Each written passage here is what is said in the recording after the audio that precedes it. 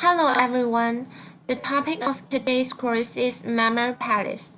So what is Memory Palace?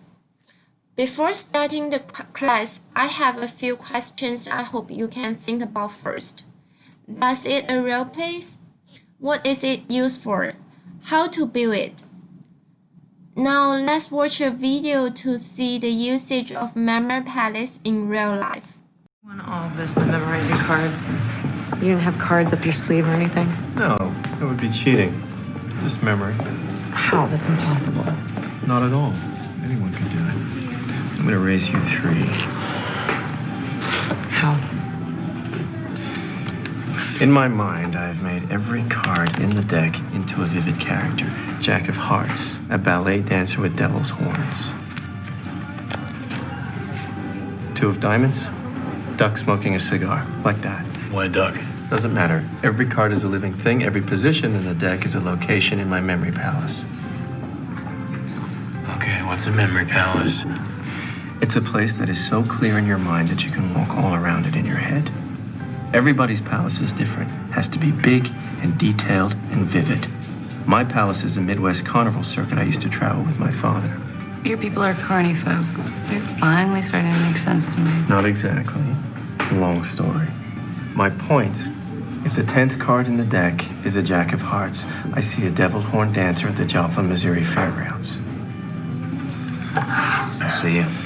Excuse me. I can't see how that works. Here, shuffle these. Grigsby's holding 2 pair, 6s and 9s. Cho, my old friend Cho here, is hoping for his 5th spade to make up his flush. Deal the river card and watch him get it. Too hot for me. Another hand? No. Gotta takes the. A memory palace is an imaginary location in your mind where you can start mnemonic images. The most common type of memory palace involves making a journey through a place you know well, like building or town.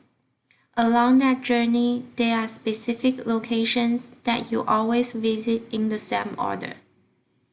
So let's see how it works. How to build a memory palace? There are totally 9 steps. Step 1. Design a blueprint for your palace. The memory palace is a palace of pure imagination, and it is easy to build it according to the existing or familiar building. For example, a simple palace can be your bedroom. A large memory palace can be based on your house, school building, pedestrian street, or the entire city. The bigger the real place, the more specific, the more information you can store in your spiritual space. Step 2. Define a route. If you need to remember things in a certain order, it is important that you formulate a specific route in your palace, both in reality and in mind. So once you have designed what your memory palace looks like, you need to know how to walk inside.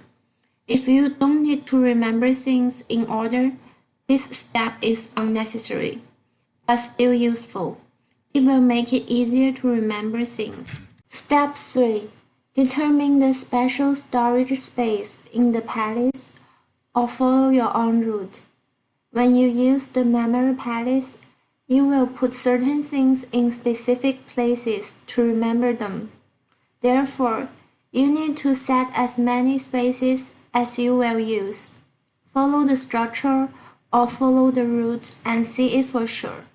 If the palace is a real route, such as the road you drive to work, the storage space can be some buildings along the way, neighbors' houses,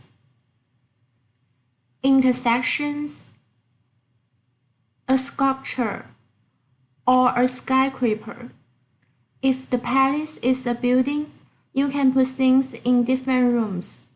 In the room, you can set small space, such as pictures, furniture, and so on. The key is to make sure these places are different from others and not to confuse them. Step 4. Remember your memory palace. For your memory palace to be effective, you have to use it to remember things perfectly. The best way to do this is to really draw a blueprint, indicating the landmarks and the storage space of your choice. When you are not in that place, look at the map with your eyes and check the images in your head to make sure you have remembered all the positions in correct order. Imagine landmarks in as much detail as possible. Make sure your drawings contain color, size, taste, and other essential characteristics. Step 5. Place items in your memory palace. After you build the palace and remember it deeply in your mind, you can use it.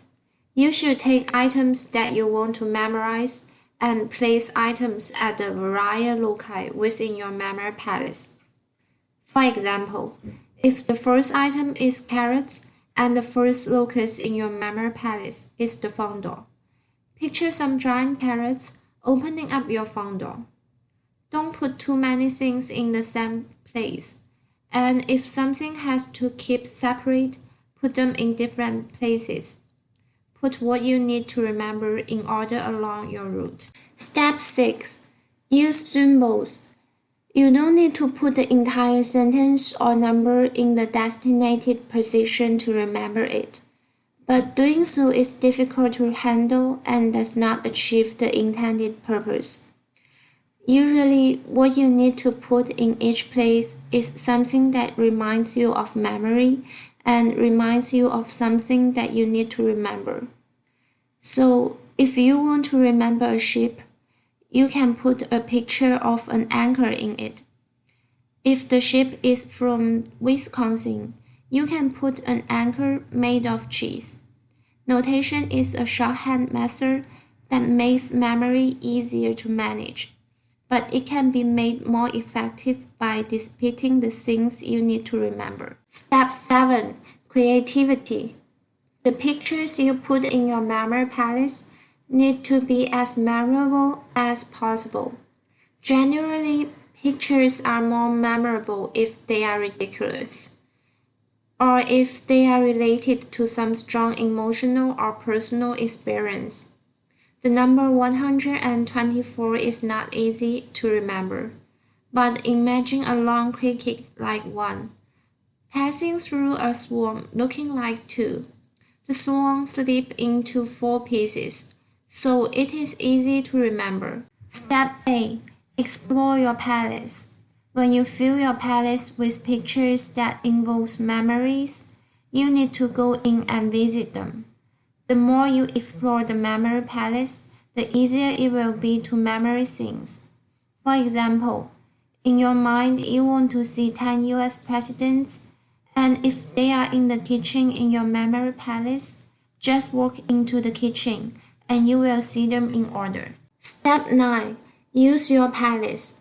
When you remember everything in your palace, you can walk through the palace mentally and you can think of what you want to remember by looking at them. If you need to start a presentation, follow the route you have set.